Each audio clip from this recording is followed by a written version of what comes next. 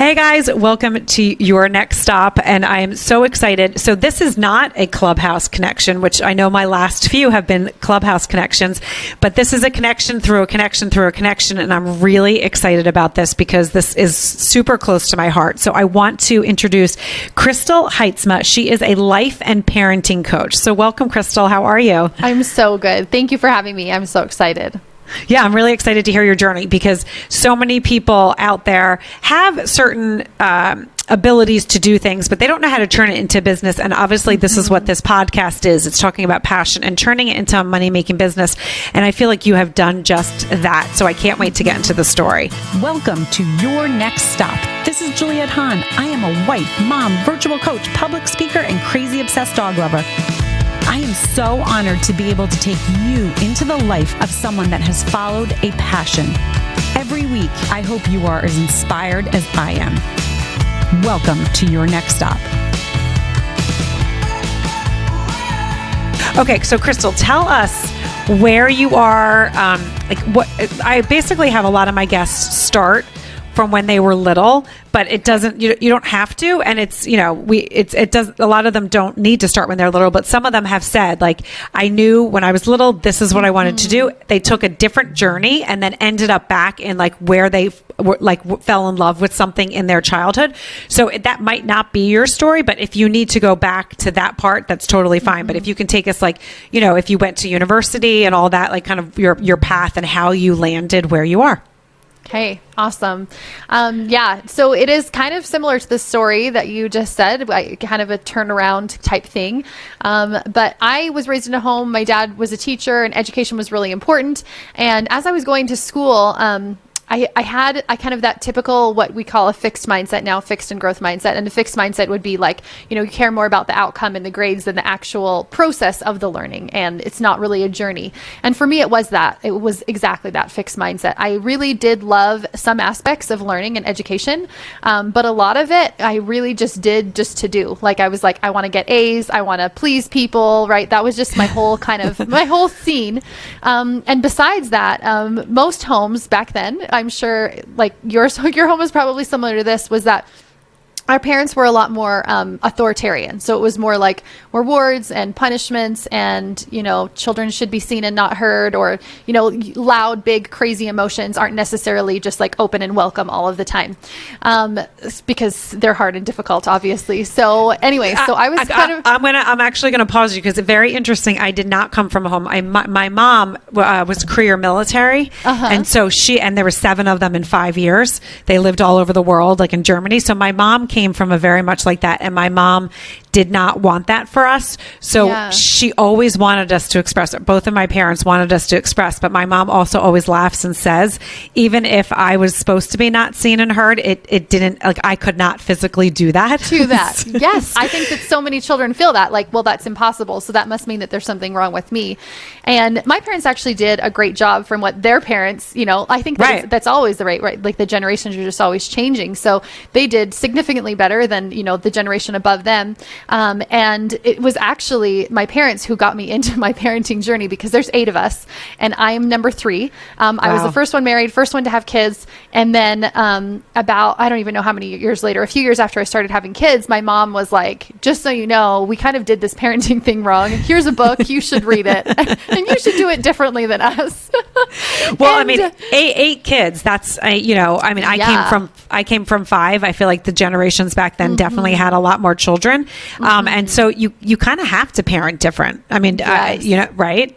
So I love that. So she gave you that book. It was really different. It was loud and crazy and chaotic, and I feel for my mom. I mean, I have half that many, and I feel like I have 100. It's like loud all the time. So yeah, it was definitely kind of a different era for sure that we grew up in.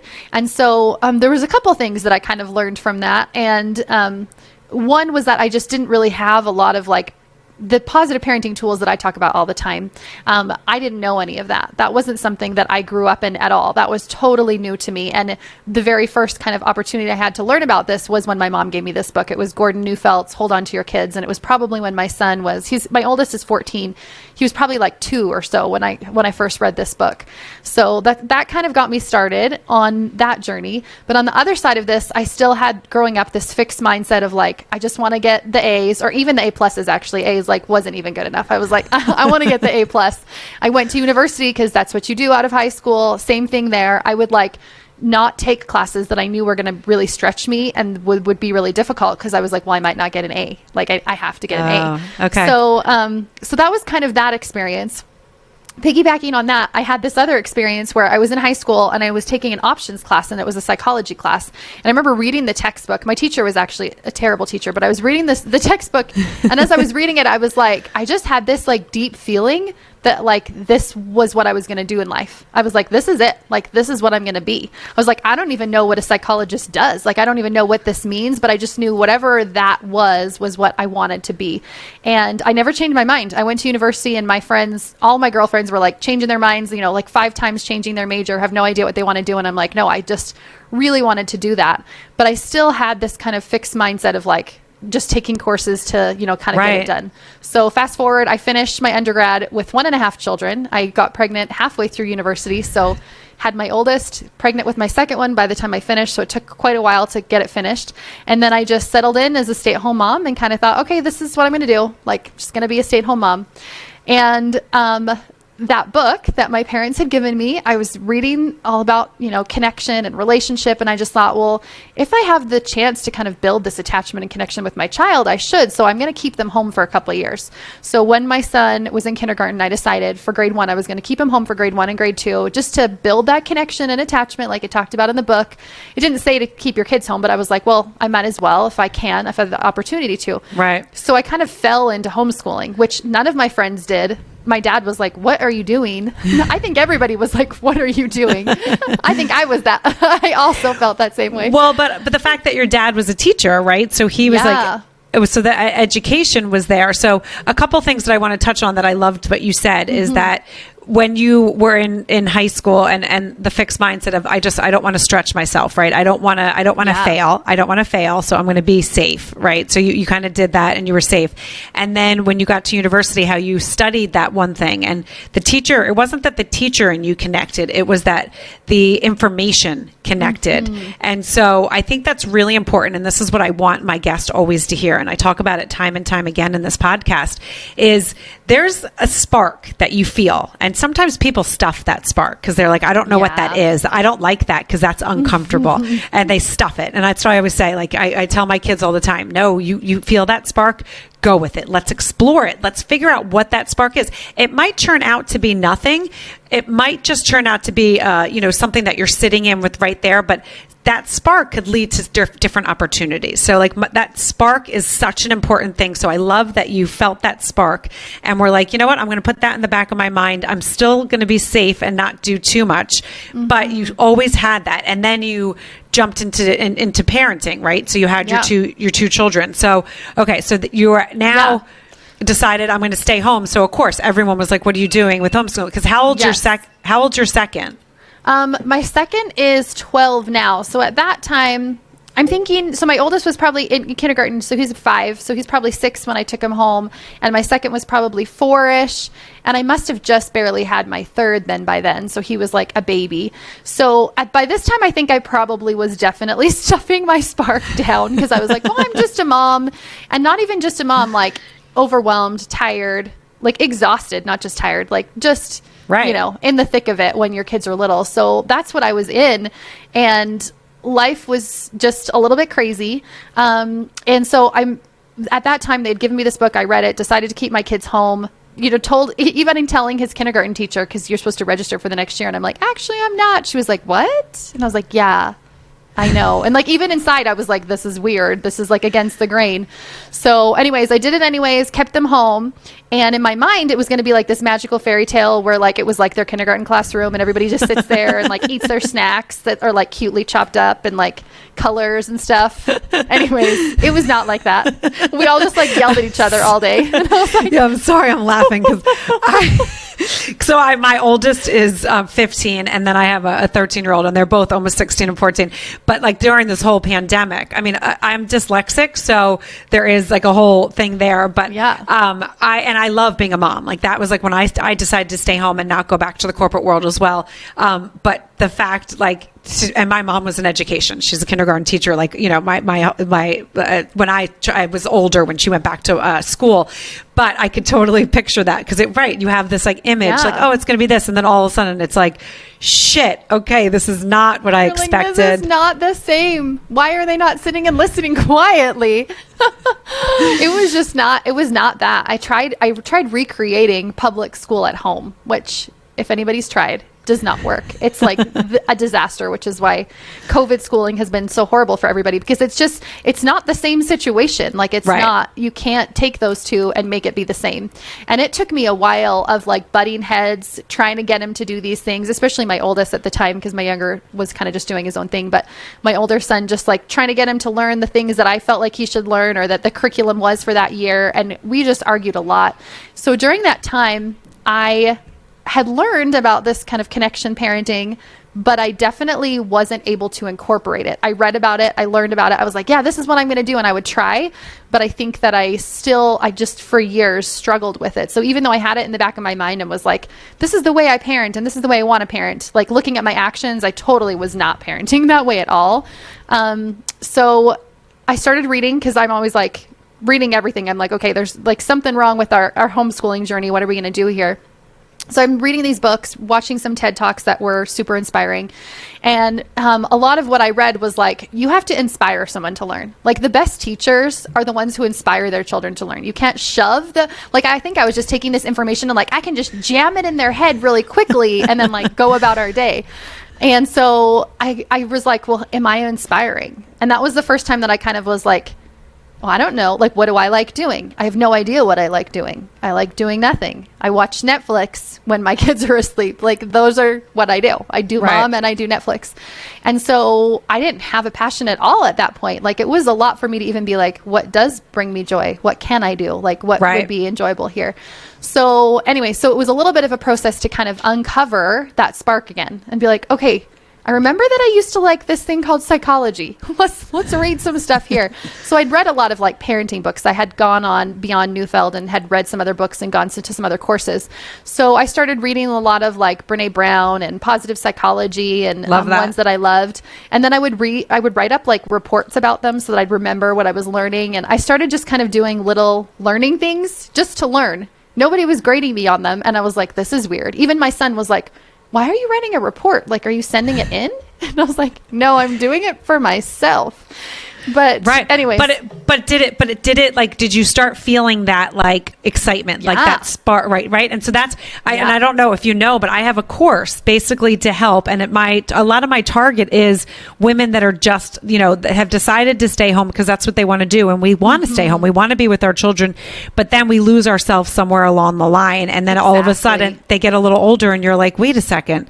What do I love to do? I don't know anymore. I don't remember it. And so I have a course to help people tap into their creative passion and start like uncovering it and doing these different modules. So I love that you're a determined person, right? You were like, there's going to be people that are in that same situation that you're in that are just going to sit there and kind of be miserable people. But you were like, no, I want to change something. I want to change something. I want to do something better. So I love that you did that. And that probably, I can actually like the way you described that was so perfect because I can see, and I actually got that feeling too, because I could feel it. I hate reports. I did not do well in school. I went to the university, but it was a struggle until I got to university. And then I found what I wanted to learn, communications. And I was like, oh my gosh, this is a whole new world. And I got that spark again. So I could literally just see you doing that and being excited, right? And I'm sure your husband and your kids saw it too. Like, oh, what's mom doing? There's a little skip in her step, right? A little step in your skip. You know what I mean? Yes. And that's exactly what this, like, all of these books that I've been reading were like, you find your spark. And then that's what's going to spark them, right? Yes. You can't just be like, learning's awesome as I go sit and watch Netflix. Like, that's not, like, they're going to be like, but why, or like, what even matters? Right. Like, why does this matter? So it was like really, really gradual. I mean, I'm giving you the like quick version, but it was like a very slow, gradual process over the course of a few years of me like learning about learning and finding like their optimal ways to learn. And we actually moved across the country. So we live in Canada. We were living in Western Canada, moved to Eastern Canada for my husband to do his MBA. And even him going back to school to do his MBA totally started because of this too. Because as I'm like trying to find my passion, trying to figure out what the kids' passions are, what do they love doing? Let's all do what we love doing. He's just like, wait, I'm not doing what I love doing. Like, what the heck? When did I get behind all of this? So then he was like, maybe I should do something differently. So it was really homeschooling that started this for all of us. I don't know if I would have ever gotten to the point of like figuring out, okay, I need to have a passion again, and my husband doing his own. And anyway, so fast forward, we're living in Eastern Canada, and all of this like lovely educational atmosphere is going on and going great, and I'm learning and finding my passion. But meanwhile, during all of these years, I have children that are neurodivergent, so they have some disabilities or diagnosis, and it's really difficult. So at that time, they hadn't been diagnosed yet. This one specific child hadn't been diagnosed yet. I'm in the process of getting a second child diagnosed, so I know that it will be the same. But anyway, so this first child, he's getting more and more and more difficult, and his behaviors are getting more and more challenging, and I'm reading more about parenting and not able to implement any of it. And I'm like, I'm still yelling. I'm still impatient. My child's struggling. I'm struggling. We move across the country away from all of our support systems, which I'm sure is what made it so much more difficult for him, even though he couldn't verbalize that. At this time, he was about 9. And then he just lost it. Like he was a disaster, and I was a disaster back at him. And life was just a disaster. And I called a mental health therapist over there and was like, I need help. I don't know what to do. And I knew that I loved this connection-based parenting, attachment-based parenting. So I actually found a facilitator who was a psychoeducator in that area that also specialized in that. And she gave me another book and was like, read this book. And I call it the Parenting Bible because it's my favorite. It's called Rest, Play, Grow by Deborah McNamara. And I read it, and she was like, read these few chapters. And really all she did for me was like shift my expectation about like, you know, why do you think at this age and this stage he should be this, this, and this when he's actually this, this, and this? And maybe he won't be like typical children. Maybe there is something else there, and he'll, you know, be a little bit different. And so, because my expectations were, you know, for more of a neurotypical child, and even sometimes neurotypical children don't, you know, develop emotionally at the same stages. So anyways, a lot of it had to do with me shifting my expectations. So a lot of it was just inner work for me so that I could show up in a different way. So when he would have these giant meltdowns, that I wouldn't have a giant meltdown back at him, which had been our pattern in the past. Right. What can you explain a little bit just for my listeners? So like my family, myself and my oldest were dyslexic. So dyslexic, you know, and then sensory as, you know, my kids, all of us, and, you know, my dad, my sisters were all, and my mom was in education. So like, you know, the socks or the certain outfits that like when babies were supposed to wear, like my kids we did not wear them. Like my daughter still does not really wear socks. And when she was little, like people would be like, her feet are going to be cold. And I'm like, she's fine. I just happened to be that parent that was okay with it. Mm-hmm. She hated brushing her hair. So her hair was a lot of time like a mess. But I know now it was because her scalp was like very sensitive. But like, you know, a different mother would have fought with her to brush her hair, where I was just like, if you want to look messy, it's not like I'm not messy right now. So that's on you, not me. And I would, but it's like, so there was a lot of things, you know, that I learned, and I see though in like, you know, siblings or other family members, I can tell, oh, their child's having sensory stuff and the parent is not aware of it. Like that kid does not want to wear tights because that's not making them feel good, or they only want to wear leggings all the time.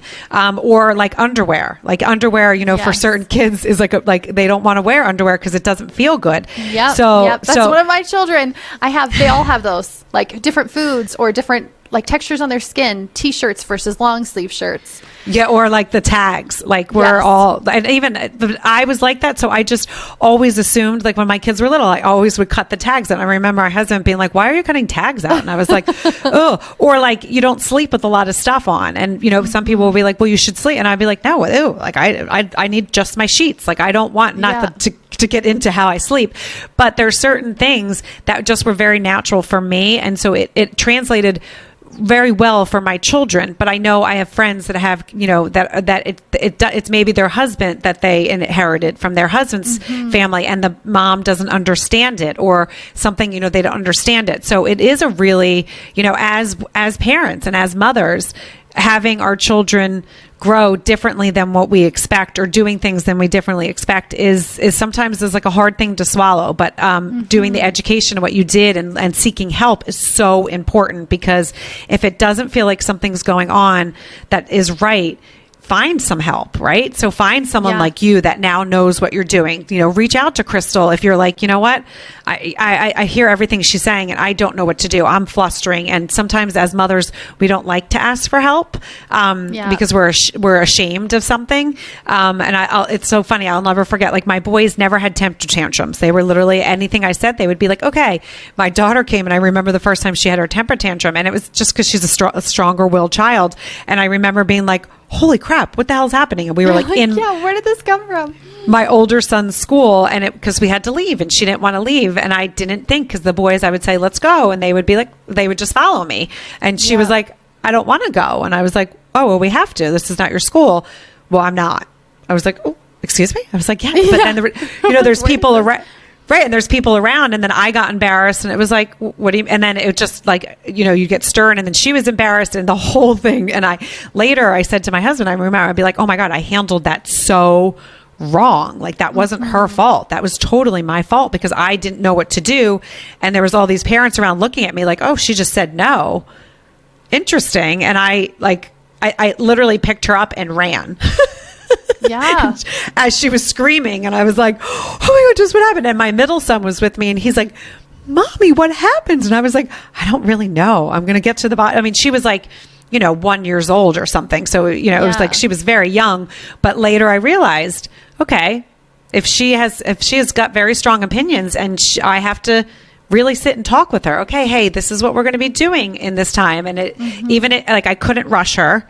And that was like, she had to put her shoes on herself. And like when you have two older kids and we have schedules and we have to be places, I remember it stopped me in my tracks. And I was like, oh, I don't have time for her to like want to put her shoes on, because it's taking 35 minutes. Yeah, we have to like go. And I think we do that often as moms, when we kind of like rush them through. And I talked to some parents who were just like, yeah, my kids have just been good, and they just listen, and life is good. And I'm like, what? There's families like that? Like, right. And as the boys got a little older, like 3 and 4 and 5, they would do a little bit. But when they were little, it was like literally, I mean, my middle son literally was attached to my boob for like 2 years, and I couldn't put him down. So like, it wasn't like it was easy, but it wasn't the same. This was like a very different situation. Like, she didn't want to be held. She wanted to walk before she really even could walk. And if you picked her up, she would freak out. Oh, all right, you want to do it yourself. And now she is an independent, strong woman that is, it's amazing. Like, I'm like, oh, this is good. You're going to like in society. It's so good. But when they're little, you're just... I just was having a no experience with my child. So my children are like that, but even older now, they're still like, when they say no, it's no. So one of my children has a high autism, like high functioning autism, and ADHD and anxiety and a couple other things. And so my second son's in the middle of getting diagnosed as well, and probably has the same things. But when it's no for them, it's like no. Like, there's literally no force in the world that could possibly change their mind. And it's not an age thing, but in my mind, I was like, this isn't acceptable for your age anymore, right? I'm like, okay, you're 9 now. Like, now you should just listen to what I have to say, and like, shouldn't have these giant meltdowns. And like, those temper tantrums that you have at 2, where they're screaming and yelling and throwing things and hitting, are a lot more damaging when they're 9 or 12. Right. But they're just as intense, right? Like, so they're having this intense emotion. So when I like had my like, I don't know what to do anymore, I was really at the end. Like, I should have asked for help way before I did, years before I did. It wasn't until I really felt like, okay, either him or I have to go here. So like, we're going to have to figure something out. So Right. it was really, I remember she came to my door and like opened the door, and I just started crying and like gave her a hug. This therapist that I do not know from anywhere. And I'm like, I need help, because I was like just floundering. And anyways, and it was interesting because I just thought it was so him. Like, he has the problem here. This is a him problem. And as I like started to learn more, I was like, it really was my reaction to him that then made his reaction even more severe. Worse. Right. So it was like me just throwing gasoline on the fire and wondering why the fire is exploding. Like, where are the explosions coming from? So it took me a little while to kind of figure that out. I actually only ever had her come over once, read the book, really started to change kind of my mindset and our relationship. That was also slow growth, slow change. And so at the same time, I'm like, uncovering my passions and going that way and figuring out parenting, and things are getting a little bit better and not quite as crazy, or at least I'm able to handle a little bit more. It was probably over the course of a year or so that we really were able to transform our relationship together. And I saw that his behaviors decreased significantly. So once I could kind of get my act in gear and start doing this parenting thing that I had wanted to do, this way I had wanted to do it, then he kind of came around as well over time. So everything's kind of going well. And so I'm like, okay, what next? So I was like, all right, I'm going to go look for a master's program so I can, do this psychology thing. And somebody invited me out.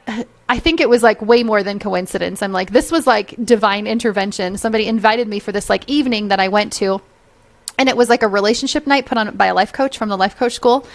And she was amazing, and it was awesome. And I was like, wait, what are you? Who do you like? What is this thing? Right.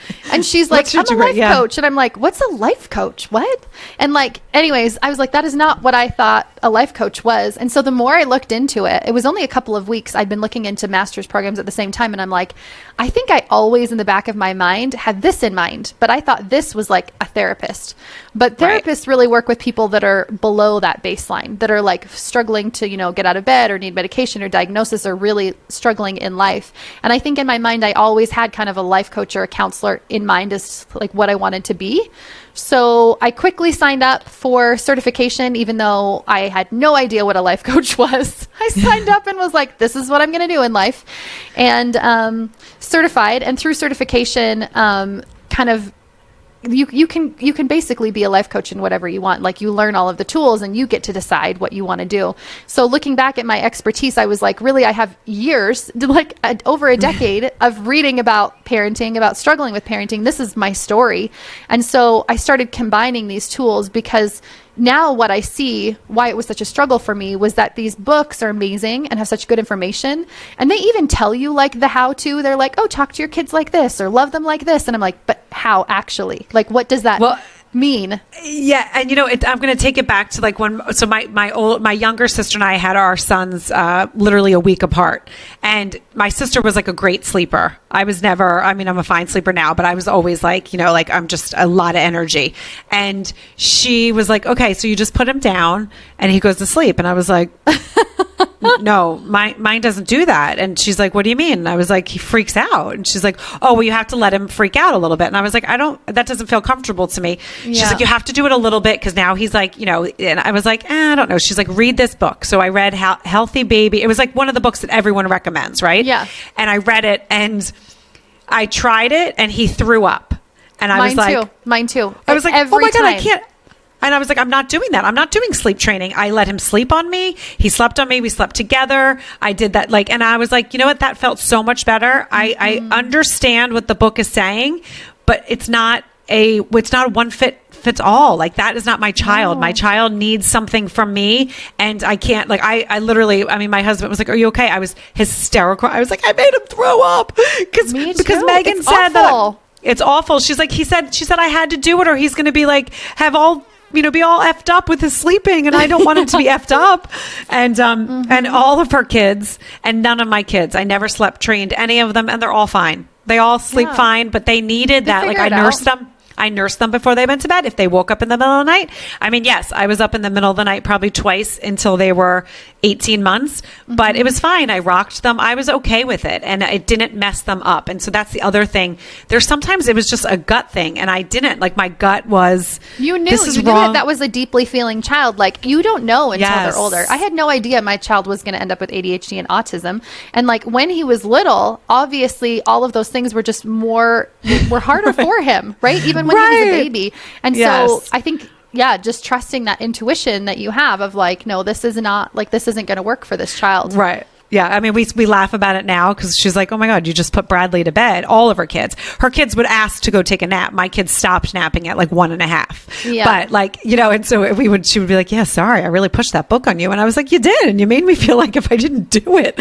that he was going to be all effed up. And then I made him throw up. I called her. She's like, no, he should not be throwing up. And I was like, right. He's so upset. I was like, I can't do this. Yeah. So, I mean, he wasn't like a newborn, and, I would never have done it in a newborn, but this was like when he was like 7 or 8 months old, where it said like, okay, now he shouldn't be, you shouldn't be waking up at the middle of the night. And I was, it was a mess. So I love that you were like, no, okay, I love that those books are there, and that's a good reference, but I want to dig deeper, and I want to be able to connect with people to give them both sides of the thing, like, and because talk about the child. I remember my friend, she went to one of these conferences with me, or she was reading a book with me, and she was like, I don't get how this works. Like, I don't get how to actually do this. And like, maybe potentially if I only had one, I could like focus all my time and attention and connection to that one.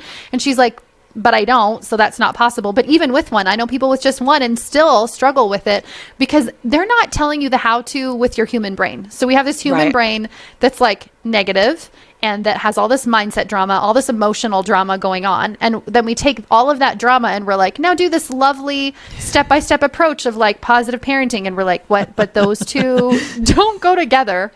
And I learned these life coaching tools and I'm like, wait, what the, like, why are people not, like, why is this not what's being taught in the books?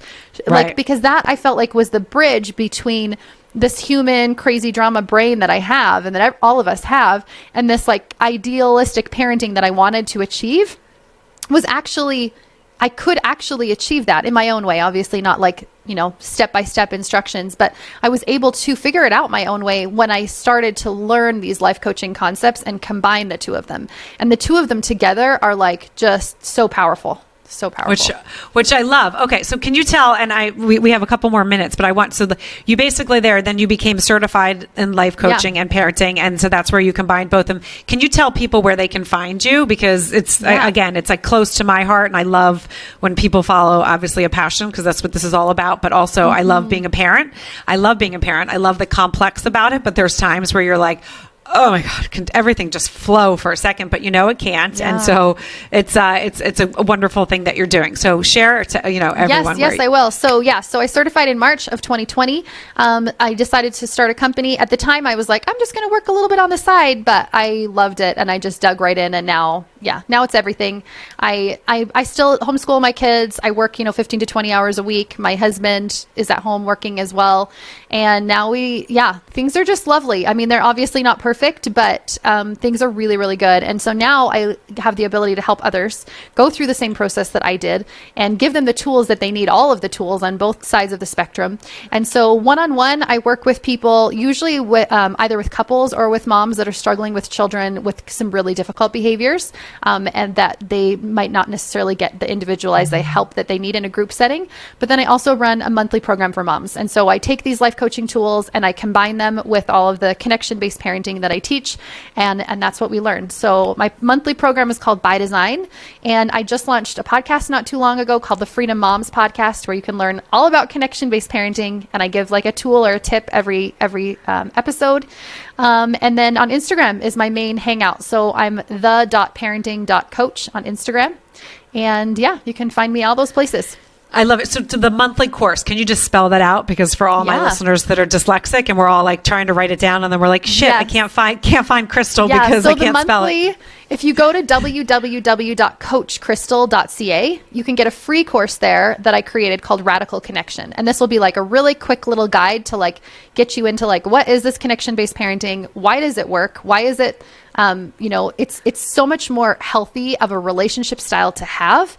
And the whole reason that I do it is because I want to create that home environment where our children learn to be emotionally intelligent and resilient and don't have to like be adults that are just like spending their whole life healing from all of these things that happened when they were little. So Radical Connection you can find on my website, www.coachcristal.ca. And then my program is called By Design. So you can find that on Instagram in the link in my bio, or you can find it on my website under Work With Me. And is it B-Y? B-Y. Yeah, By Design. B-Y design. Living your life by design. I love it. I love it. Okay. And this will all be in the show notes as well.